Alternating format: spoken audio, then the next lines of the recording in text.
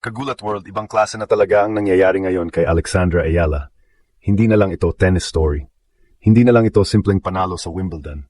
Ito ay nagiging national sports moment. Yung klase ng moment na dati, madalas nating nakikita kapag may laban si Manny Pacquiao. Dahil ngayon, para sa Wimbledon Round 4 match ni Alex kontra Jasmine Paolini, may live and free watch party na sa PhilSports Arena sa Pasig City sa July 6, with gates opening at 4:30 p.m. First come, first served ang entrance. Kaya malinaw ang mensahe. Ang laban ni Alex, hindi na lang pinapanood sa cellphone, sa livestream, o sa social media updates. Pinaghahandaan na ito ng sambayanang Pilipino. At doon pumapasok ang malakas na comparison. Hindi natin sinasabing kapantay na agad ni Alex ang legacy ni Manny Pacquiao. Iba ang dekada ng dominance ni Manny. Iba ang world titles. Ibang klase ang boxing history. Pero sa national attention, sa emosyon, sa paraan ng buong bansa ay gustong sabay-sabay manood, kabahan, sumigaw, at maniwala. Kagulat World, nagsisimula na magkaroon si Alexandra Ayala ng Pacquiao-level energy. Matapos niyang patumbahin ang defending Wimbledon champion na si Iga Swiatek, 7-6-9, 6-2, hindi na siya pwedeng tawaging underdog lang. Siya na ngayon ang mukha ng bagong Pinoy sports movement sa world stage. At ngayon, kontra Jasmine Paolini, ang tanong ng buong Pilipinas, kaya bang ituloy ni Alex ang himala hanggang quarterfinals? At may mga panalo na nakakatuwa. May mga panalo na nakakabilib, pero may mga panalo na biglang nagbabago ng buong conversation ng isang bansa. Ganyan ang nangyari kay Alex. Dati, kapag sinabing Filipino athlete na kayang magpatahimik ng kalsada, magpaipon ng pamilya sa sala, magpaabang ng buong bansa sa oras ng laban, isa agad ang pangalan, Manny Pacquiao. Alam natin ang eksena. Kapag may laban si Manny, iba ang Pilipinas. Kahit hindi lahat boxing expert, lahat may pakiramdam, lahat may kaba, lahat may sigaw, lahat may panalangin. Para bang isang buong bayan ang nakasabit sa bawat suntok. Ngayon nakakagulat dahil ang tennis, isang sport na hindi naman traditionally pinaka-mainstream sa Pilipinas, biglang nakakalihan ng parehong klase ng tip emotion. At ang dahilan, Alexandra Ayala. Hindi ordinaryong laban ang pinanggalingan niya.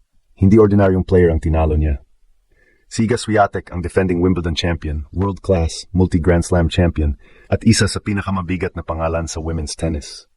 Pero sa center court, hindi nagmukhang takot si Alex. Hindi siya naglaro na parang turista sa malaking entablado. Naglaro siya na parang may karapatan siyang nandoon. Sa first set pa lang, kitang-kita ang maturity. Kapag dikit ang puntos, hindi siya basta umaatras. Kapag may pressure, hindi siya nagpapadala sa pangalan ni Swiatek. At sa tea break, doon madalas nabubuwag ang baguhan. Pero si Alex, kumapit. Lumaban sa bawat bola. Hindi nagmamadali. At nang makuha niya ang unang set, nagbago ang buong atmosphere. Doon na nagsimulang maramdaman na hindi ito tsamba. Sa second set, mas lalong lumabas ang tapang ni Alex. Inatake niya ang bola ng mas maaga. Ginamit niya ang lefty angles. Hindi niya hinayaang si Swiatek ang magdikta ng tempo. Kapag may chance pumasok sa baseline, pumapasok siya. Kapag may short ball, hindi siya nagdadalawang isip. At higit sa lahat, hindi siya natakot tapusin ang laban. Yan ang dahilan kung bakit biglang ibang level ang Ayala Fever. Ngayon, may live and free watch party na sa PhilSports Arena para sa laban niya kontra Jasmine Paolini. Gates open 4:30 p.m. First come, first served. Kapag ang laban ng isang Pinay tennis player ay binubuksan na sa arena viewing, ibig sabihin hindi na ito niche sports moment. Hindi na ito pang tennis fans lang. Ito ay pambansang eksena na. Dito nagiging malakas ang Pacquiao comparison. Hindi dahil sinasabi nating nalampasan na ni Alex ang naabot ni Manny. Hindi ganoon. Manny Pacquiao is Manny Pacquiao, 8-division world champion, global boxing icon, historic Filipino legend.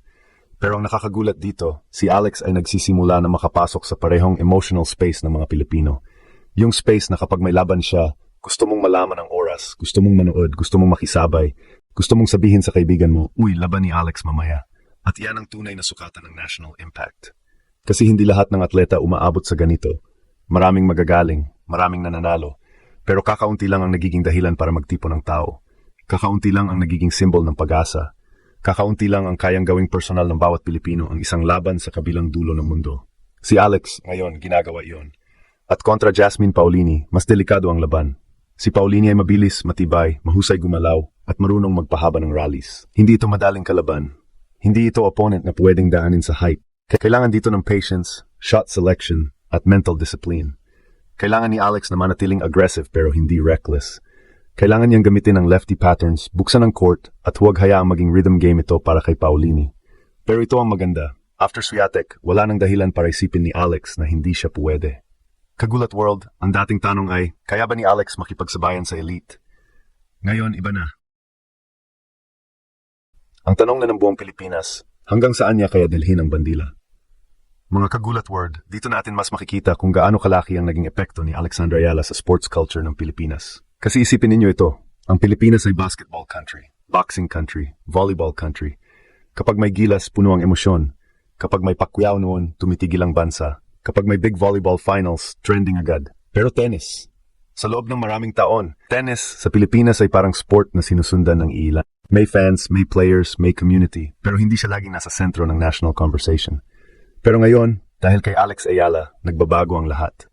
Biglang ang mga tao nagtatanong, anong oras laban ni Alex? Biglang ang mga hindi masyadong nanonood ng tennis, natututo sa terms gaya ng baseline, breakpoint, serve, return, rally, at match point. Biglang ang pangalan ni Jasmine Paolini, Iga Swiatek, Wimbledon, Center Court, at Round of 16 ay parte ng usapan ng ordinaryong Pilipino. Yan ang power ng isang tunay na breakthrough athlete. Hindi lang siya nananalo para sa sarili niya. Binubuksan niya ang pinto para sa isang buong sport. At kaya sobrang bigat ng PhilSports Arena Watch Party dahil simbolo ito. Hindi lang ito simpleng viewing event. Para itong public declaration na si Alex ay hindi na pang highlight reel lang. Hindi na siya promising young player lang. Hindi na siya future of Philippine tennis lang. Siya na ang present.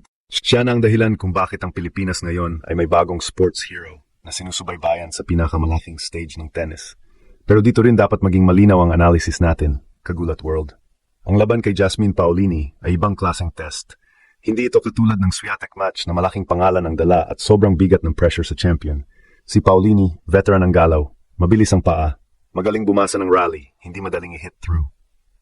Kapag hindi controlled ang aggression ni Alex, pwedeng bumalik ang bola ng bumalik hanggang siya mismo ang mag-error.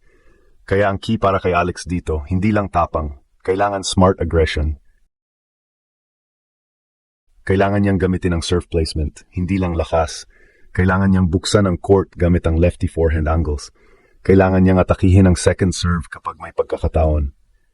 Pero higit sa lahat, kailangan niyang pumili ng tamang bola kung kailan siya papalo ng full power at kung kailan siya magpapahaba ng rally. Ito ang level ng Grand Slam second week. Hindi sapat ang inspiration. Hindi sapat ang crowd support. Hindi sapat ang viral momentum. Sa ganitong stage, bawat maliit na decision may bigat. Isang maling shot selection, breakpoint agad. Isang mahinang service game, momentum shift agad. Isang emotional drop, biglang makakabalik ang kalaban. Pero ito ang dahilan kung bakit nakakabilib si Alex. Sa edad at stage ng career niya, parang ang bilis niyang natututo sa pressure. Noong una, ang tanong sa kanya, kaya ba niyang pumasok sa Grand Slam main draw? Nasagot niya. Kaya ba niyang manalo sa Wimbledon? Nasagot niya. Kaya ba niyang tumalo ng defending champion? Nasagot niya. Ngayon, ang tanong, kaya ba niyang gawing tuloy-tuloy ang historic run? At yan ang pinakamabigat na tanong.